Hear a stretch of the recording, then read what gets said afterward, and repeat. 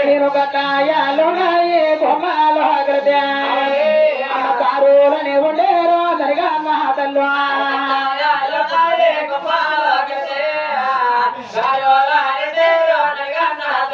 car ఉండేరమ్మా అవి car కాదు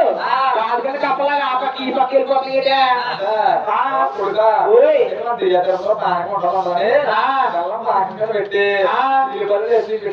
తీరుపుల్లో జారిపోతున్నాయా దానికి వచ్చుకున్నానమ్మా అమ్మా కొత్తాయాలు బొమ్మలో చూడని పెట్టేరో అనగా నా తల్లి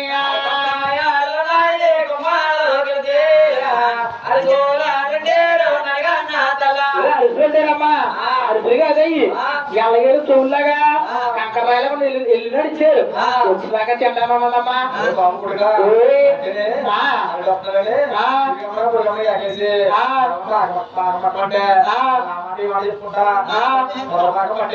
మొదలపానకం పట్టేశారా లేకపోతే నీళ్ళాడు మధ్యమానకుండా ఎవరు ఉంటారు దానికి వచ్చుకున్నానమ్మా నేను బత్తాయాలు బొమ్మలో సున్నోండని పెట్టేరో అనగా నా తల్లు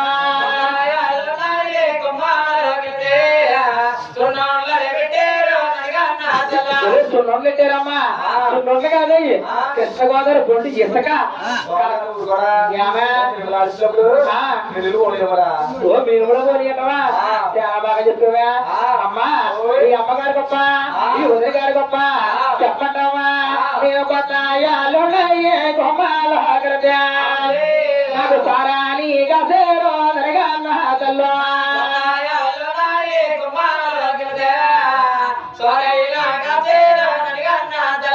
స్వారి కాసారు కార్తీక కాసారు అమ్మ కొత్తగా స్వారి చేస్తారా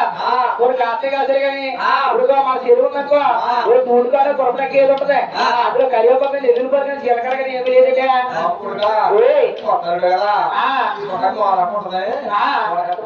వరకెట్టు పోసారంటావా చాలా బాగా చెప్పావా అమ్మా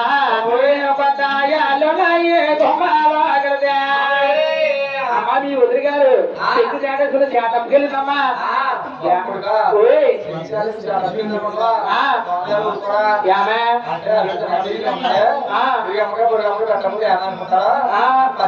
అది ఇరికి పొరికి పంచి పెడుతుంది అంతేనమ్మా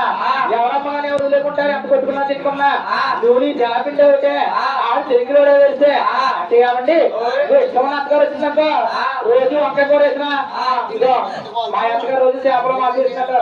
అది ఇష్టలేని అత్తగారు రోజు చేపలు మేక మాసం వదిలిపెట్టిందంటో రోజు బెండకాయ రోజు వంకాయ కూర అంటారు ఆ ఇష్టం నాకు ఇష్టలేదా అలా ఉంటుందంట నాన్నగారు సంసారం